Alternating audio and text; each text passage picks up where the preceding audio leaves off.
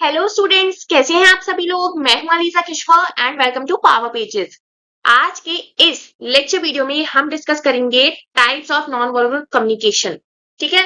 Non verbal communication का हमारा जो यूनिट 2 का टॉपिक है वो हमने शुरू किया था और इसके पिछले लेक्चर वीडियो में हमने जाना कि नॉन वर्बल कम्युनिकेशन होता क्या है। ठीक है।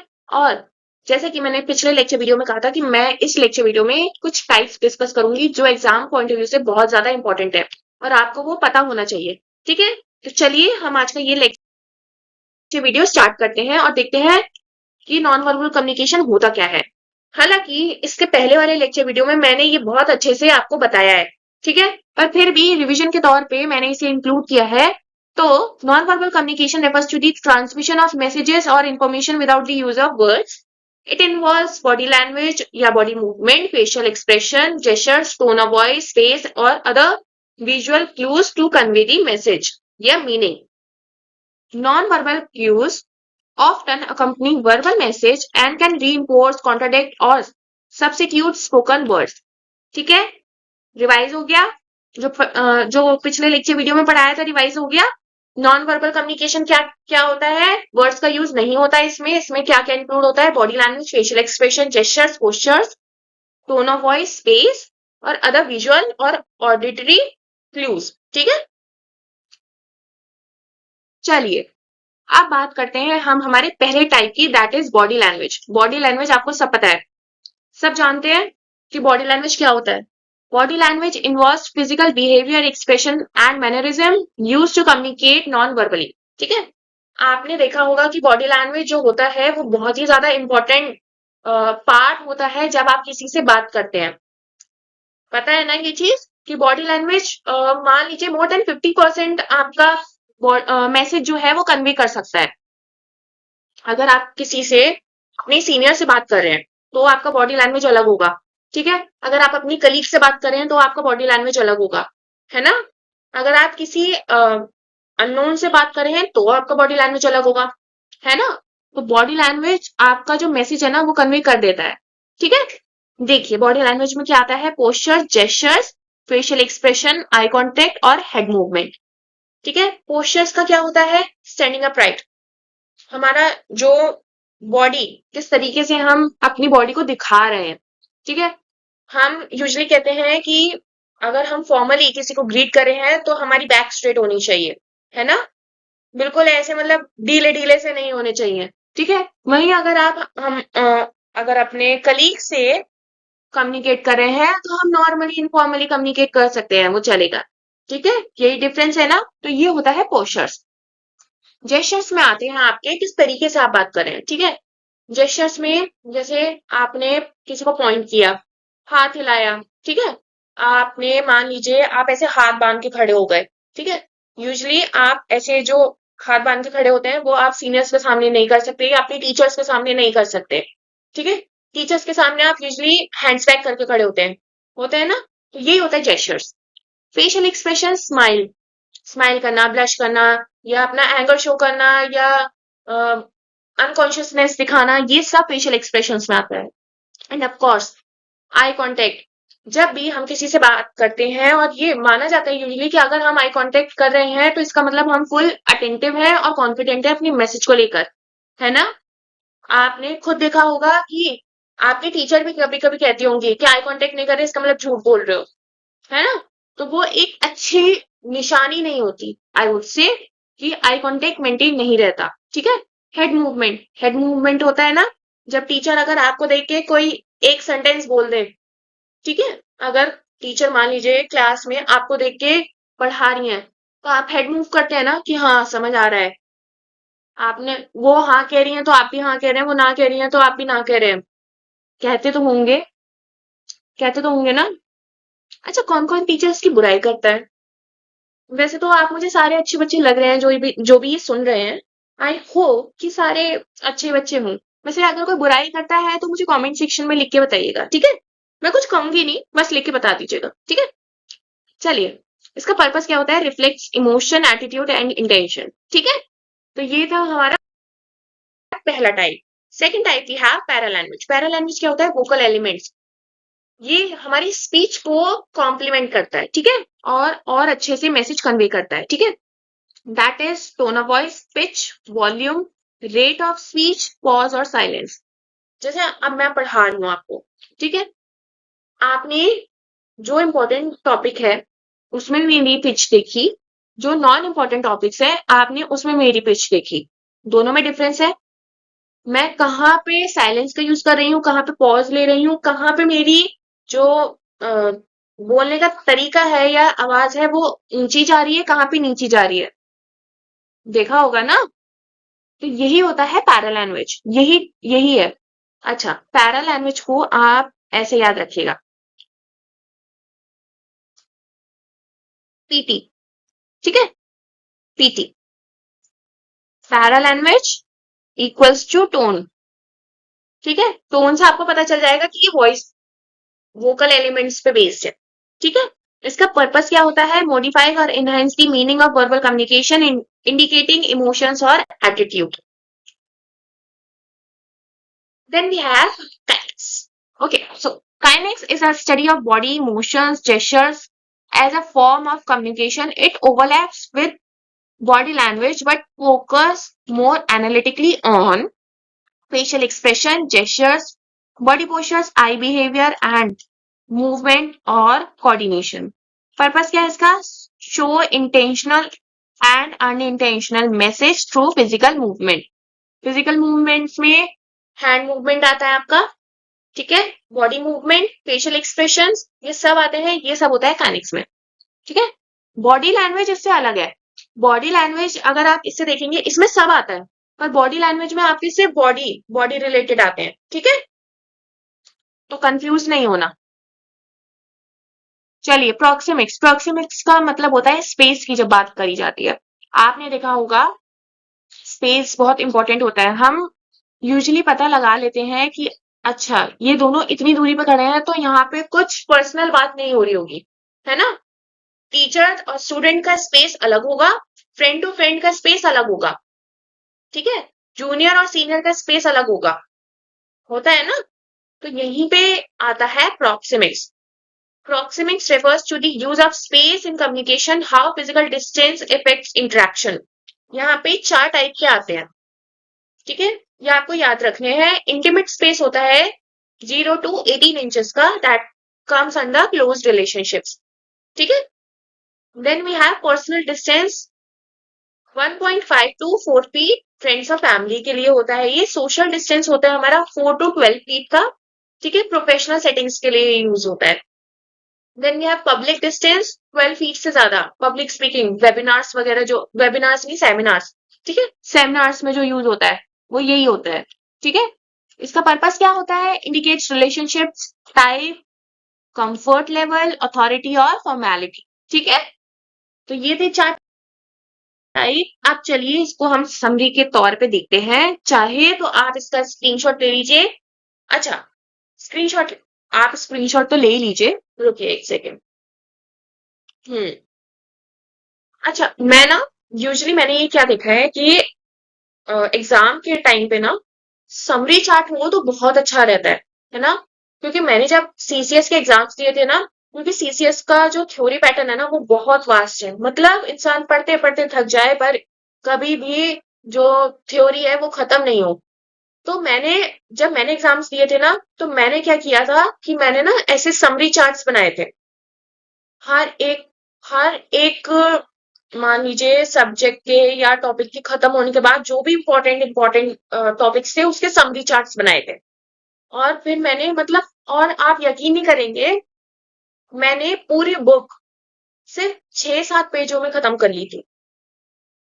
मानिए आप पूरी एक, मतलब मैंने तो हालांकि एसबीपीडी से पढ़ा था कम्युनिकेशन, तो एसबीपीडी में आई गेस 200-300 पेजेस होंगे, ठीक है। आप खुद देखिए कि 6-7 पेजेस में मैंने पूरा वो समराइज फॉर्म में अपने एग्जाम के लिए वो लिखा। और जब भी एग्जाम्स होते थे, क्योंकि यूजली ना सीसीएस में आपको टाइम मिलता है, गैप मिलता है एग्जाम के बीच में, तो मैंने क्या किया कि मैं ना उसको सिर्फ मैंने उसको देखा, क्योंकि नोट्स आप बनाते हैं तो आपको याद रहता है कि क्या बनाया है। तो मैंने ना सिर्फ उसको देखा, मैं उसी को देखती रहती थी, मैं बुक नहीं उठाती थी एग्जाम, जब रिवीजन एक टाइम पे होता था, रिवीजन होने के बाद बस उस नोट्स को देखना है जो नोट्स बनाए हैं, फिर बुक नहीं खोलनी। तो आप यकीन नहीं करेंगे, मैं डिक्टेशन से पास हुई हूँ। ठीक है, तो मेरा ये सजेशन है, पर्सनल सजेशन है कि आप भी अपने नोट्स ना ऐसे ही बनाएं, चार्ट के फॉर्म में। तो आपको ये बहुत आगे चल के बहुत फायदा करेगा, क्योंकि जब आप किसी न्यूमेरिकल सब्जेक्ट को पढ़ेंगे ना, आप जीएसटी पढ़ेंगे, कॉस्ट अकाउंटिंग है, इन सब में आपको नोट्स बनाने हैं। क्योंकि बहुत जीएसटी में तो मैं ये कहूंगी कि जीएसटी में ना बहुत सारे केसेस हैं। अगर आपने नोट्स नहीं बनाए, है ना, तो आपको फिर समझ नहीं आएगा, क्योंकि बहुत सारे सिमिलर केसेस हैं, मतलब माइनर माइनर से डिफरेंस पे है। ठीक है, तो ये मेरा सजेशन था। चलिए, आप टॉपिक पे वापस आते हैं और इसका समरी चार्ट देखते हैं।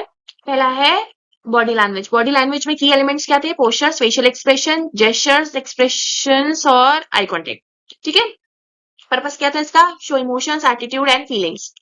पैरा लैंग्वेज हमने पढ़ा tone, pitch, volume and speech rate, enhance और change the meaning of spoken words. Kinesics में क्या पढ़ा हमने? Study of body movement, body movement. ठीक है, gestures and facial expressions communicate intention, emotion and response. Proxemics में हमने क्या पढ़ा? Use of space and distance in communication, indicates क्या करता है ये? इंटीमेसी, रिलेशनशिप और सोशल नॉर्म्स। ठीक है,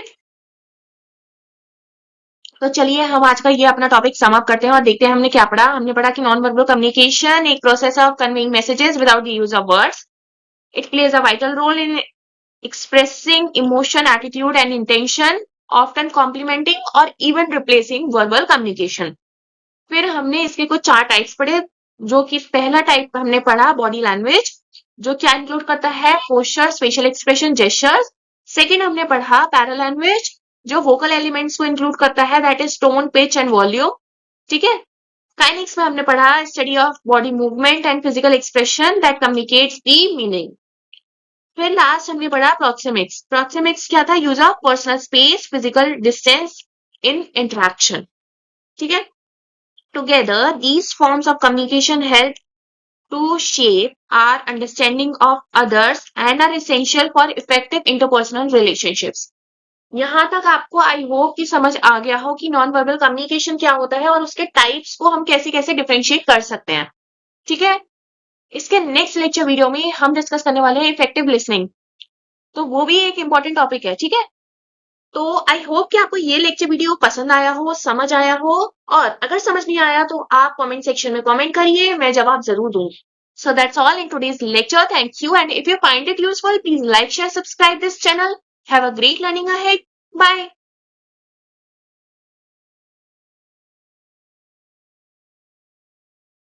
हेलो स्टूडेंट्स, कैसे हैं आप सभी लोग? मैं हूं Aliza Kishwar and welcome to power pages.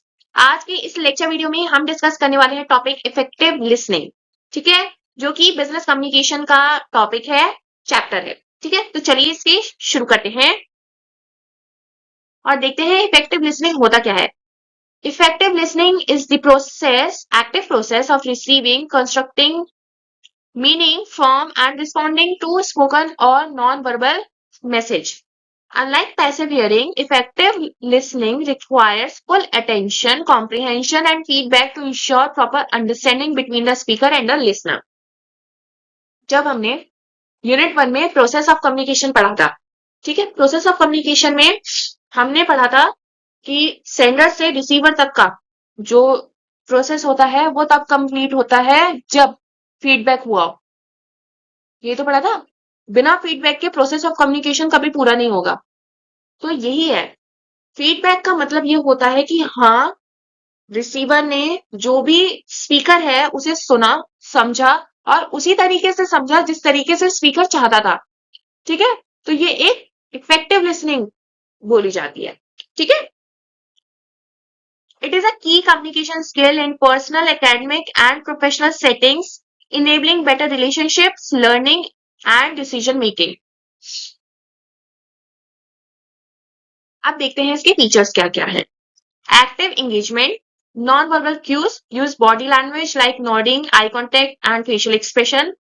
Avoiding interruption, does not interrupt the speaker unnecessarily. ठीक है, ये आपको ध्यान रखना है। ठीक है, feedback and clarification provides feedback and ask questions to clarify meaning. Empathy attempt to understand the speaker's perspective and emotion. Cons- Concentration maintain focus and avoid distraction. Open mindedness listens without jumping to conclusions or judging. Retention able to remember and recall important points from the conversation. ये कुछ features होते हैं, अगर exam में ये आए आप ये फीचर्स इंक्लूड कर सकते हैं। ठीक है, ये एक बहुत अच्छा पॉइंट है। Then we have importance. Importance क्या क्या है? Enhance understanding. ठीक है, leads to better comprehension of ideas and instructions. Building relationships, promote trust and respect in personal or professional relationship. Reduce miscommunication, avoid error due to misunderstanding, improves problem solving, helps gather complete information for making decision. Then we have boost productivity, supports learning and encourage openness, make other feels heard, valued, fostering open communication. ठीक है, यहाँ तक importance समझ आई। चलिए अब देखते हैं इसके कुछ एडवांटेजेस। एडवांटेजेस में पहला एडवांटेज है हमारा better communication skill. Second we have improved interpersonal relationships. Third, we have increased efficiency at work. Then we have conflict resolution, enhanced leadership quality, greater retention of information. Then last, we have encouraged mutual respect. अब देखते हैं disadvantages क्या होते हैं of ineffective और excessive listening. ठीक है, पहला है टाइम कंज्यूमिंग। एक्टिव लिसनिंग में take more time in fast based environments. Mental fatigue क्या होता है? Requires mental efforts which can be exhausting over long times. ठीक है, थर्ड क्या है? Overloads of information.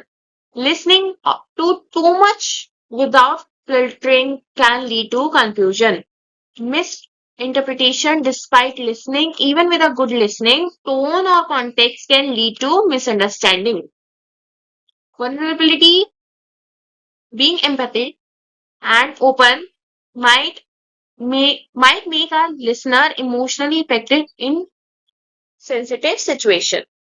ठीक है, यहां तक समझ आया आपको कि इफेक्टिव लिसनिंग क्या होती है, क्यों जरूरी है और क्या क्या इसके डिसएडवांटेजेस हैं। तो चलिए हम आज का ये अपना टॉपिक समअप करते हैं और देखते हैं कि हमने क्या पढ़ा। हमने पढ़ा कि effective listening is essential communication skill that involves active paying attention, understanding and responding to both verbal and non-verbal message. Unlike passive hearing, it requires focus, empathy and the ability to provide feedback and clarification. ठीक है, इसके कुछ की features हमने पढ़े जो कि था active engagement, concentration, empathy, non verbal cues, open mindness. और हमने ये भी देखा कि ये एक इम्पॉर्टेंट रोल प्ले करता है इन enhancing understanding, building strong relationships, reducing miscommunication, improving productivity in both personal and professional settings. फिर हमने क्या पढ़ा कि effective listening also supports better learning, decision making and conflict resolution. While it offers many advantages such as improved communication, strong relationships and greater efficiency, it can be time consuming and mentally exhausting in some situations. Additionally, if not balanced properly, it may lead to information overload or emotional vulnerability. Despite these challenges, the benefits of effective learning are far than its drawbacks. ठीक है, making it a vital component of a successful communication. I hope कि आपको समझ आया हो। अच्छा, ये वाला टॉपिक ना वैसे इतना पूछा नहीं जाता, पर हाँ इंक्लूड करना जरूरी था क्योंकि ये आपके सिलेबस में था। ठीक है, सो नेक्स्ट लेक्चर वीडियो में हम डिस्कस करेंगे effective communication. So that's all in today's lecture. Thank you. And if you find it useful, please like, share, subscribe this channel. Have a great learning ahead. Bye.